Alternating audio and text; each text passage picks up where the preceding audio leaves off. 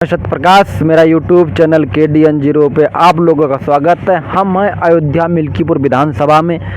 इस विधानसभा की बात इसलिए ज़्यादा महत्वपूर्ण है क्योंकि यहाँ से अयोध्या से सांसद अवधेश प्रसाद जीते। उनके जीतने के बाद समाजवादी पार्टी की तरफ से ये सीट खाली हुई है। उसके बाद यहाँ इस चुनाव के जीतने के लिए भारतीय जनता पार्टी और जो पार्टियाँ हैं पुरजोर मेहनत कर रही हैं। हम बात करेंगे कि इस सीट की महत्वपूर्ण जो बनाई गई हाई प्रोफाइल सीट क्यों बनाई गई है, इस पर मिल्कीपुर की जनता की क्या राय है, क्या उम्मीद है मिल्कीपुर को।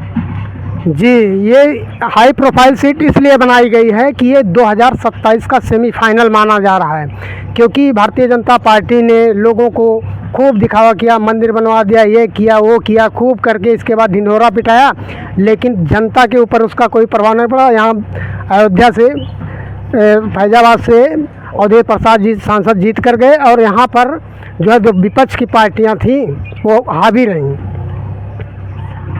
अयोध्या से सांसद बने अवधेश प्रसाद जी, उसके बाद ये लगातार लोगों के तरफ से सोशल मीडिया पे हर जगह चलाया जाता है कि अवधेश प्रसाद जीतने के बाद ये रोडें नहीं बनी, ये खड़ंजे नहीं बने, रोड पटरी की बात करते।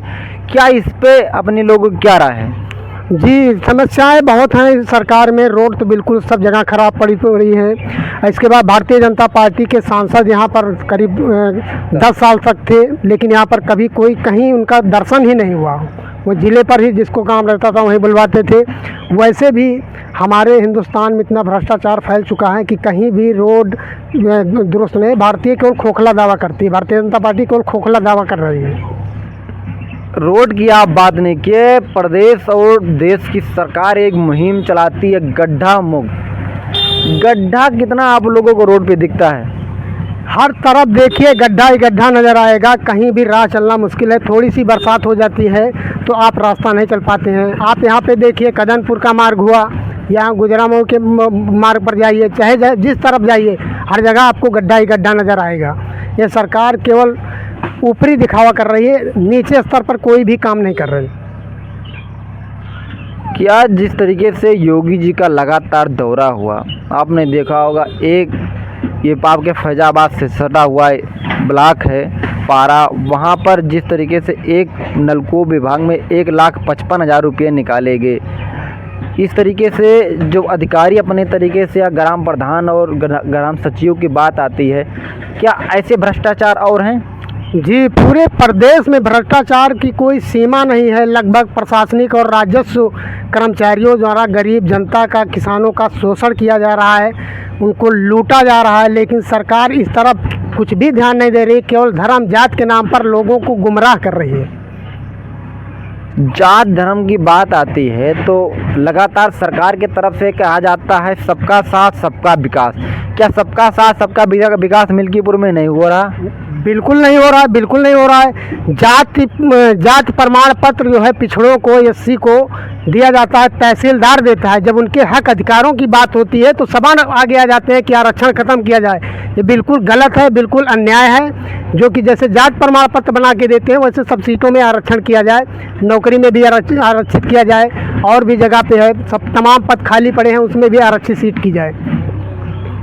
तहसील से लेके अलग अलग जगह पे अयोध्या से सांसद अवधेश प्रसाद जी ने अभी 25 लाख के आसपास सौगात दी मिल्कीपुर तहसील में ही। आपने देखा, चाहे उनका रुकने का स्थान हो या पत्रकारों के लिए वॉशरूम के लिए दिया। इस पर आप लोग कुछ कहेंगे। जी, अवधेश प्रसाद ने काम किया, काफ़ी काम किया है। इसके पहले भी जब थे 2012 में थे तब भी काम किए थे अवधेश प्रसाद जी। इसके बाद फिर जीते हैं, कई सड़कें बनी हुई हैं। गोरखनाथ बाबा जी थे, एक भी सड़क कहीं पर नहीं बनवाए हैं, एक भी सड़क कहीं पर नहीं बनी उनके शासनकाल। भारतीय जनता पार्टी के विधायक रहते हुए कोई भी सड़क नहीं बनी। इतना खड्डा हो जाए तो रोड पर चलना मुश्किल, तमाम दुर्घटनाएं हो रही थी।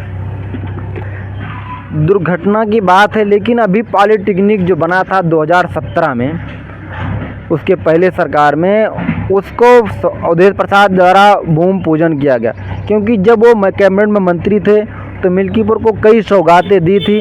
उसी सौगात में से एक ये भी उनका काम था जो काफ़ी महत्वपूर्ण काम था, पॉलिटेक्निक स्कूल का। वो बंद पड़ा था, वहाँ भूमि पूजन करके भारतीय जनता पार्टी पे उन्होंने काफ़ी वार भी किया, लेकिन भारतीय जनता पार्टी के लोग कहते हैं इसका मेरा काम है क्योंकि मैं अपने सरकार में चालू करा रहा हूँ। इस पर क्या राय है आपकी? जी, भारतीय जनता पार्टी बदले की भावना से काम कर रही है। जो समाजवादी पार्टी की सरकार में बहुत सारे काम हुए हैं। पॉलिटेक्निक कॉलेज हरनटीनगंज में भी बना था, पॉलिटेक्निक कॉलेज अमानीगंज में भी बना था, आश्रम पद्धत स्कूल अब शायद जाके चालू हुआ है। तो जो समाजवादी पार्टी ने जो योजनाएं लॉन्च की थी उसको सरकार आगे बढ़ाने के बजाय उसका नाम बदल के आज तो वहीं पे वही ठप करके रखा है। इस पर कोई विकास काम नहीं रहे। पॉलिटेक्निक कॉलेज चल जाते तो हमारे तमाम ग्रामीण लड़के जो है उसमें प्रशिक्षित होकर बाहर जाके नौकरी करते, रोजगार के साधन उनको मिल जाते। रोजगार की बात अलग है। जिस तरीके से आप देखते हैं कि युवा काफ़ी परेशान हैं, नौकरी रोजी रोटी है नहीं, लेकिन वहीं पर अगर हम बात करें तो अजीत प्रसाद को लेकर भारतीय जनता पार्टी की तरफ से अलग अलग अफवाहें उड़ाई जाती हैं। और अजीत प्रसाद का यह कहना है माननीय सांसद जी का कि उनके लड़कों को बदनाम करने के लिए, समाजवादी पार्टी को बदनाम करने के लिए भारतीय जनता पार्टी साजिश कर रही है। चाहे वो ज़मीन का घोटाले का मामला हो, अन्य ऐसे मामलों को लेकर अजीत प्रसाद को घेरा जाता है, उनकी FIR हुई है। इस पे जनता की क्या विचार है, उनकी छवि कैसी है उत्तर प्रदेश में, अयोध्या मिल्कीपुर में? जी, जहाँ तक देखा जाए अवधेश प्रसाद का, उनके बेटे अजीत प्रसाद के, तो वह बेदाग लीडर हैं, उनके ऊपर कोई दाग नहीं लगा है। लेकिन भारतीय जनता पार्टी की ये रणनीति रहती है किसी तरीके से इनके छवि को धूमिल किया जाए, बदनाम किया जाए, फर्जी मुकदमे में फंसाया जाए। ये भारतीय जनता पार्टी की ये दोहरी राजनीति है। तो इसका कोई प्रभाव नहीं पड़ने वाला है चुनाव में, क्योंकि अजीत प्रसाद अवधेश प्रसाद के पुत्र हैं और पार्टी ने उनको यहाँ से प्रत्याशी बना के भेजा है। तो सभी लोग एकजुट होकर उनको मत करेंगे। जब ये मीडिया में चला लगातार ज़मीन को लेके, तो इसकी कोई अफवाह लोग मान रहे हैं कि इसको सही मान रहे हैं? बिल्कुल कोई असर नहीं है, ये हवा हवाई है, झूठा फर्जी मुकदमा है, कोई इससे कोई प्रभाव नहीं पड़ने वाला है। इस तरीके की अफवाहों से कोई जनता इधर उधर होने वाली नहीं है। जनता ने मूड बना लिया है, क्योंकि यहाँ पे महंगाई है, भ्रष्टाचार है, साढ़ के मुद्दे हैं, घर के खर्च नहीं चला पा रहे, लोग बेरोजगार हैं। ये सारे मुद्दे चुनाव में हावी रहेंगे। लगातार सरकार की तरफ से ये कहा जाता है कि हम महिला सुरक्षा बढ़ा दिए हैं, लेकिन चाहे प्रदेश में रोज़ न कोई ऐसी खबरें आ जाती हैं जिससे लोग काफ़ी दुखी होते हैं। इस घटना के बारे में कुछ कहेंगे आप? बिल्कुल, मैं कहना चाहूँगा कि इस सरकार में अपराध बढ़े हैं, अपराधी मन मर्जी घूम रहे हैं, सरकार के सारे दावे खोखले फेल हो रहे हैं। अपराध कहाँ पे नहीं हो, ग्राफ उठाकर देखिए, अपराध बढ़े हैं, महिलाएं रास्ता नहीं चल पा रही हैं। ये सरकार का खोखला दावा है कि हम ऐसा करते हैं, प्रशासनिक अधिकारियों द्वारा गरीबों का शोषण किया जाता है, अपराध बढ़े हैं, महिला सुरक्षित नहीं है हमारे उत्तर प्रदेश में। क्या भारतीय जनता पार्टी यहाँ चुनाव नहीं जीत पाएगी क्या फिर? जहाँ तक देखा जाए, चुनाव का आंकड़ा देखा जाए तो यहाँ पे समाजवादी पार्टी के प्रत्याशी अजीत प्रसाद भारी पड़ते हुए दिखाई पड़ रहे हैं। ये उम्मीद नहीं की जा सकती कि जीत ही जाए, लेकिन हार भी नहीं सकती हैं, क्योंकि कड़ा मुकाबला होने वाला है यहाँ पे। भारतीय जनता पार्टी लगातार यहाँ इनके नेता रैली कर रहे हैं, काफ़ी मंत्री लगा दिए हैं, ऐसा कोई असर नहीं दिखेगा?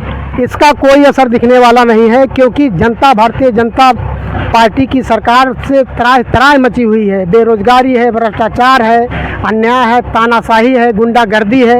ये चीज़ों से परेशान होकर जनता समाजवादी पार्टी की मांग कर रही है।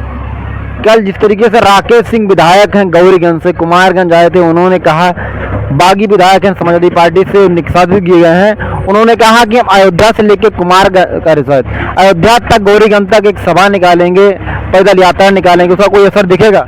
कोई प्रभाव नहीं पड़ेगा। अब वो लोग क्या करेंगे, अयोध्या की हार का बदला लेने के लिए मिल्कीपुर पे सारे हथकंडे अपनाएंगे, छल लब्बा लद्दल सब कुछ करेंगे, लेकिन इसका कोई प्रभाव नहीं है। वो केवल इधर उधर भटक रहे हैं कि जनता किसी तरीके से हमारी बातों में, हमारी लुभावनी बातों में आ जाए, लेकिन आने वाली नहीं है। हमारे से सुभाष जी से बहुत ही मुखरता से बात रखते हैं, किसी परिचय के मोहताज नहीं, लगातार समाज सेवा से लेके अनेक कार्यक्रमों में इनकी शिरकत रहती है। उन्होंने बड़ी बात रखी, मिल्कीपुर की अनेक समस्याओं को बताया। जिस तरीके से अजीत प्रसाद को लेकर बातें की, भारतीय जनता पार्टी को लेकर बात की, हम इस वीडियो में आपको ये बताने की कोशिश कर रहे हैं मिल्कीपुर का जनता का रुझान क्या है, मिल्कीपुर की लोकल जनता किससे चाहती है। इस वीडियो में इतना ही। जय हिंद, जय भारत, जय संविधान। बहुत बहुत धन्यवाद मेरे चैनल पर आप। बहुत बहुत धन्यवाद सभी लोगों का। नमस्कार।